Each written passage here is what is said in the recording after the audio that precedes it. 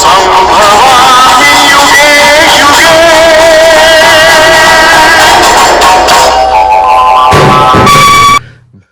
భగవద్గీత 1వ అధ్యాయము 16, 17, 18 శ్లోకాలకి సర్వేషం స్వాగతం.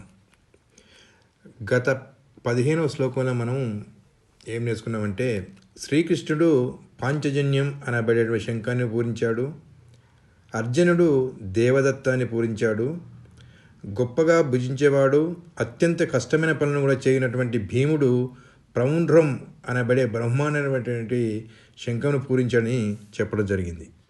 ఇప్పుడు 16, 17, 18 శ్లోకాలను మనం విందాము.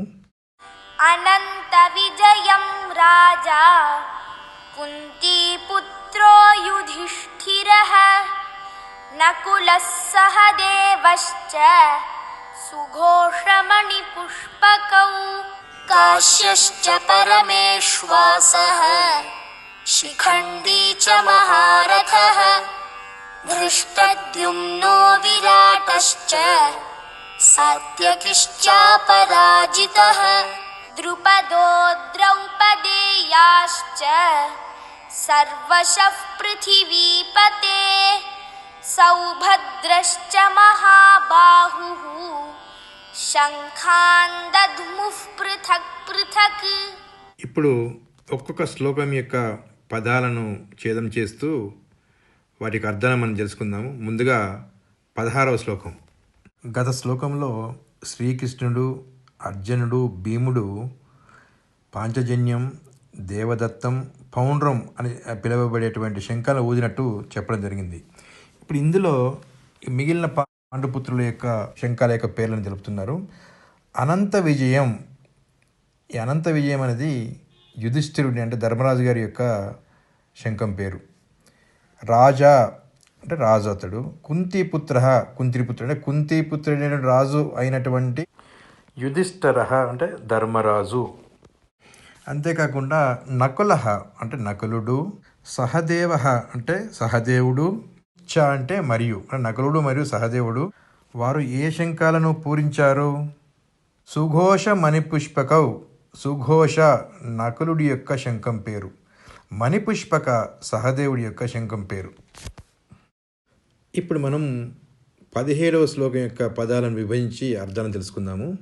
ఈ శ్లోకంలో పాండవ పక్షంలో ఉన్నటువంటి యోధులైనటువంటి ఇతర రాజులు ఎవరెవరు తమ శంఖాలను పూరించారో తెలుసుకుందాం.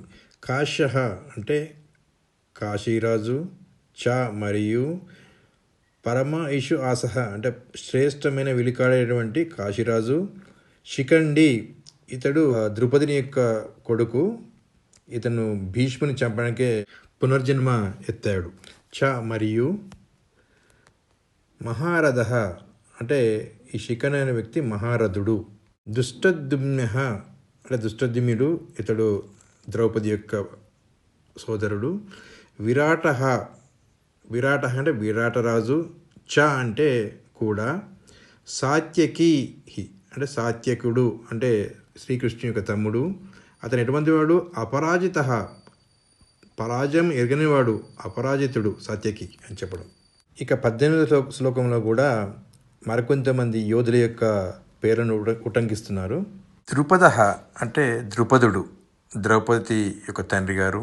ద్రౌపదేయా అంటే ద్రౌపదీ దేవి యొక్క పుత్రులు, వారినే మనము ఉప పాండవులు అంటారు. ఈ ఉప పాండవులకు కూడా పేర్లున్నాయి.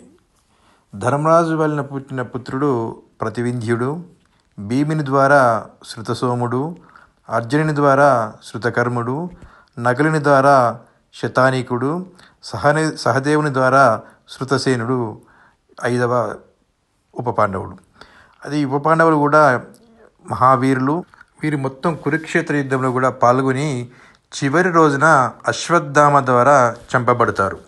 ఇంకా సంజయుడు ధృతరాష్ట్రుని అంటున్నాడు, సర్వశః అంటే అందరూ, పృథ్వీపతే ఓ మహారాజా ఓ ధృతరాష్ట్ర, సౌభద్ర అంటే అభిమన్యుడు, సుభద్రాయ పుత్ర సౌభద్ర అభిమన్యుడు, మహాబాహు గొప్ప భుజాలు గలవాడు అంటే ఆజానుబాహుడు, శంఖాన్ అంటే ప్లూరల్ శంఖములను, దద్ముహు అంటే పూరించారు, పృథక్ పృథక్ అంటే వేరువేరుగా, అంటే అందరి రాజులు ఒక్కసారి కాకుండా వేరువేరుగా పూరించారు వారి యొక్క శంఖాలని చెప్పడం జరిగింది.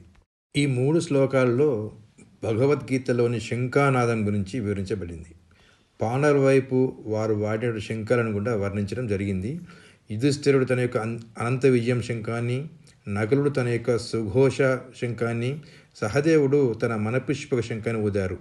కాశీరాజు, శిఖండి, దుష్టద్యుమ్నుడు, విరాటుడు, సాత్యకి వంటి వీరులు తమ తమ శంఖానాదాలను మ్రోగించారు.